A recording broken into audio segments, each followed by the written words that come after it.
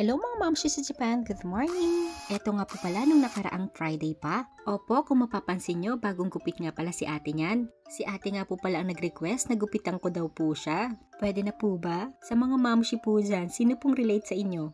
Hindi lang ilaw ng tahanan ang ginagampanan. Expandable po talaga tayo mga mamshi, no? At eto nga po, papasok na si ate. Naka-long sleeve na nga si ate at naka-jacket na. Lumalamig na nga po dito sa Japan. Lalo na dito sa lugar namin. Medyo malapit din po kasi kami sa dagat, kaya ganon. Kaya kapag umaga at kapag gabi, malamig talaga. Lalo na kapag malakas ang hangin. At eto nga si ate, bumaba na. Di bali, hinihintay niya yung kaibigan niya dyan sa baba para sabay na sila pumasok. At eto naman si Bunso, kumakain na ng breakfast. At eto naman si Daddy, nag-prepare na para pumasok sa work niya. Pero bago yun, magkakape muna daw siya. Na-miss daw niya yung kape. At syempre, ako din, sasabayan ko na si Daddy niyan. Di bale, nag-coffee macchiato na lang ako.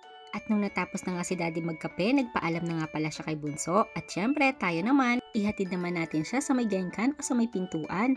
At ipaalala, baka meron siyang nakalimutan. At samahan din natin ang pag-cheer na magambaro sila sa work para naman ganahan sila. Kahit mga lalaki sila at sa tingin natin ay malakas sila, napapagod din naman sila. At nung nakaalis na nga si Daddy, tinuloy ko naman itong pagkain ko. At syempre, habang kumakain, sinasabay ko na rin yung pag-e-editing. Kaso, merong makulit na bata, paikot-ikot sa likod ko. Yung pala, kaya pala paikot-ikot sa likod ko, nagmilagro na pala to si Bunso. At nung natapos ko na nga siyang linisan, tinuloy ko na yung pagkain ko. Pagkatapos nilinisan ko na tong lamesa dahil meron pa namang oras at hindi naman kami nagmamadali ni Bunso, naglinis muna ako. Di bale, niroroll ko pala tong bed namin para malinis at matanggal yung mga buhok-buhok at inisprayan ko na rin ng Fabris para mabango naman at hindi amoy laway.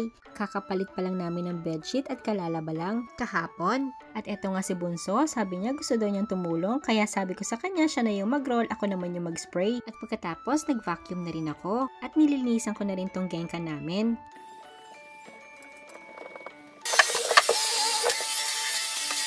At sinunod ko naman linisan itong toilet namin. Kailangan talaga linisan to masyado kasi minsan si ate kapag umuupo nakahawak sa gilid. At isa na rin tong sink namin o yung lababo namin. Maraming talsik-talsik, lalo na kapag nag-gurgle tayo. Sinunod ko na rin tong shower room. Brinash ko lang kasi kagabi habang naliligo ako, nilinis ko na rin siya para kaunti na lang nililinisin ko. Dahil nandito naman tayo sa bahay, lubos-lubosin na natin yung paglilinis natin. Para naman pagdating ng mga bata at pagdating ni Daddy, malinis ang bahay. At syempre nakakatawa rin kapag malinis ang bahay kasi nakaka-relax talaga. Nakakawala din ng pagod, no? Minsan, hindi rin mawawala yung may stress ka sa work o kaya sa ka-worker mo. Papagalitan ka pa. Tapos pag uwi mo sa bahay, ang gulo-gulo, parang lalo nakaka-stress, diba? Pag ganon.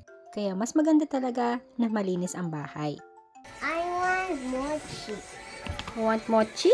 Yes.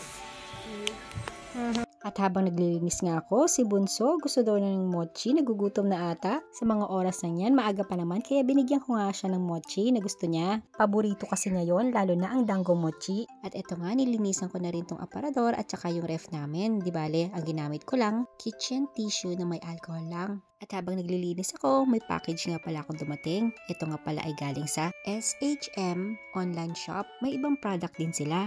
Maliban dito, ilalagay ko na lang sa comment below yung link nila. Ilang weeks ko na rin itong naiinom. Nagustuhan ko nga siya, lalo na yung matcha. Hindi talaga mawawala yung pa-freebies nila. At yun nga, bumalik uli ako sa paglilinis. Di bali, nag-wipes naman ako. Pagkatapos nito, nag-vacuum na rin ako dito.